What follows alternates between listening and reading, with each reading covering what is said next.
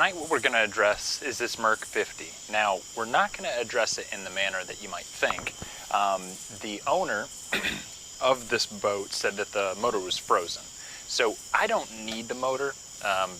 This unit is essentially extra to the boat. My father has a 70 horse that we're going to pop on this thing, which is the max rating for the boat, because it'll push it a little bit better, and it's the same physical dimensions, so it's not like we're sacrificing weight or size, because it's essentially the same size.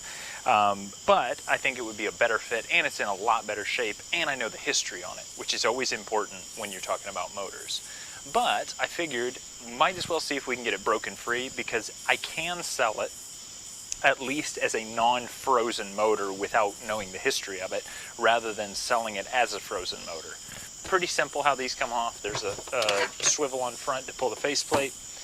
You have these two clasps that unhook these little guys. Side sheathing comes off, nice and easy.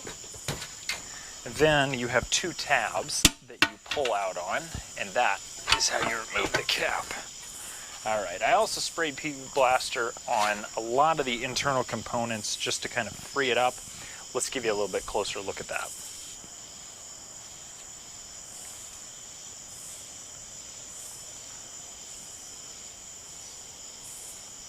Alright, so now I have a long breaker bar. Now, you want to be careful wrenching on this thing, because a couple things are going to happen. Alright, so that's kind of the play of the top end, so that's good. That means that chances are we just have a seized ring, so we're going to just kind of wrench on it a little.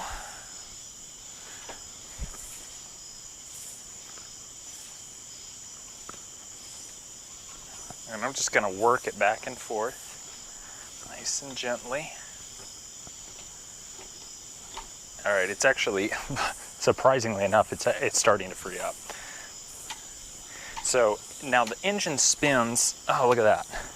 It's actually moving the magneto. It's crazy to think that there's a belt in this. Okay, so we're getting some actual motion now. So that definitely means those pistons are moving.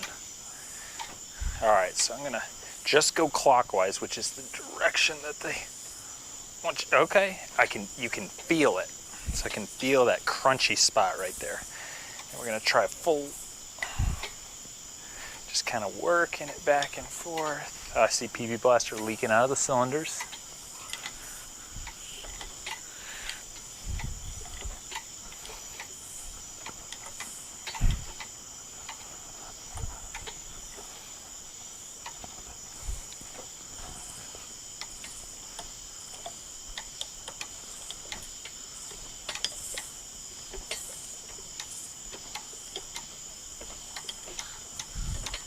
Alright, so that's a full revolution. So I'm just gonna, now that I've made it a full revolution, I'm just gonna take it up.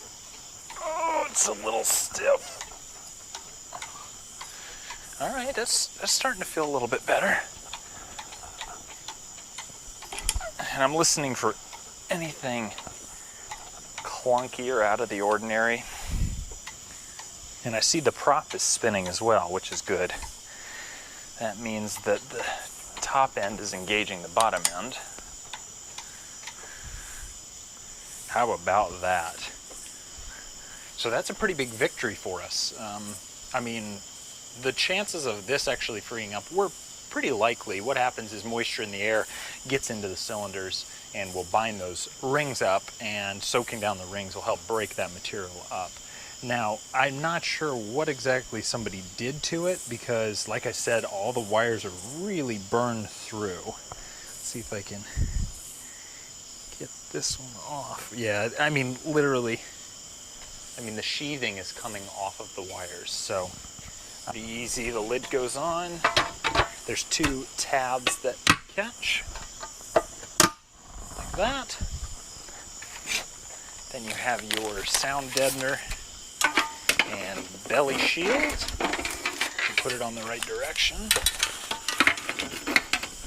This is basically your heat guard. Now, all these components come along with this thing, meaning the steering mechanism all that stuff. I've got little pieces of metal falling out. That's great.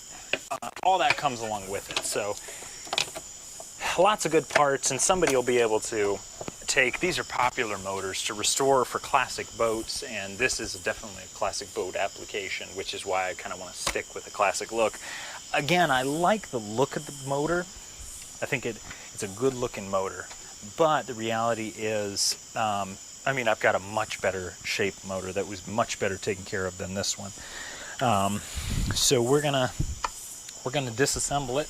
Already started to unplug it. We're gonna disassemble the steering, disassemble the hydraulic hoses, go ahead and get all that taken off, because what's gonna happen, we're gonna put a new hydraulic pump, because the boat that we're donating the motor and steering and throttle from is a bass boat that we're going to be switching to a tiller driven 9.9, because we want to sell the boat, and we know that boat motor combos aren't worth any money. It's the motor or the boat. Those are how you make your money. If you separate the two, you'll make money. This setup, $200, not a bad deal for the boat, trailer, and motor. I knew we were going to toss the motor, and I know that the floors are rotted in this, so we're going to have to get into a little bit of fiberglassing, which I'm not worried about. I did a ton on my old truck, so that'll be plenty fun. We're going to replace all the wood, or at least the rotted wood, because it is a laminate fiberglass, then plywood, then luckily the runners are all fiberglass, so that'll be nice.